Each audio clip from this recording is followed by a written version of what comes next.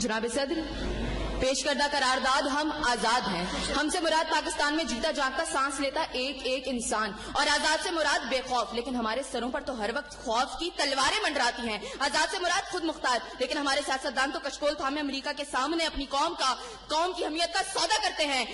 आजाद से मुराद किसी के ताबे ना होना, लेकिन हम तो आज भी उन्हीं जागीरदारों, उन्हीं वडेरों, उन्हीं लुटेरों, उन्हीं जाबिर, उन्हीं जालिम, उन्हीं बेहिस और बेबस हुक्मरानों के ताबे हैं।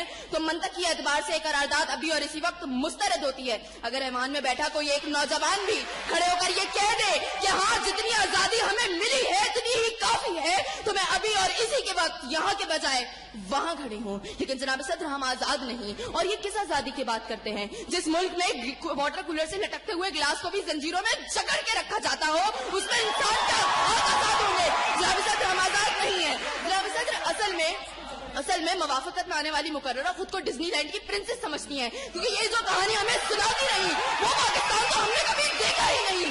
जनाब सदर, जिस मुल्क के सियासतदानों की तरक्की का आलम ये हो कि उनकी दौलतों में दिन दुगनी और रात चुगनी होती हो, और तरक्की का दारोमदार ये हो, तो फिर मैं कैसे कहूँ कि हम आजाद हैं? जिन मुल्क के सियासतदानों के नाम पनामा लीक्स में लीक होते हो और स्टोर मचने पर फकत अवाम को लैपटॉप का लॉलीपॉप दे जाता हो, तो मैं कैसे कहूँ कि हम आजाद हैं? जनाब सदर, जिस मुल्क की हुक्मरानी और हुकूमत का ढांचा तक बैनुल अक़वामी इस्तेमार ने बनाया हो, तो फिर मैं कैसे कहूँ कि हम आजाद हैं? जिस मुल्क का अदलिया का सिस्टम तक किसी और का लिया हुआ हो, तो मैं कैसे कहूँ कि हम आजाद हैं? जनाब सदर, और जिस आजादी की ये बात कर रही थी, जिन हरी झंडियों की ये बात ये कर रही थी, जब कल यही झंडियां हमारी पैरों के तले रोती जाएंगी और कोई उनको उठाने वाला ना होगा, तो फिर मैं इनसे पूछूंगी कि अरे कौन सी आजादी?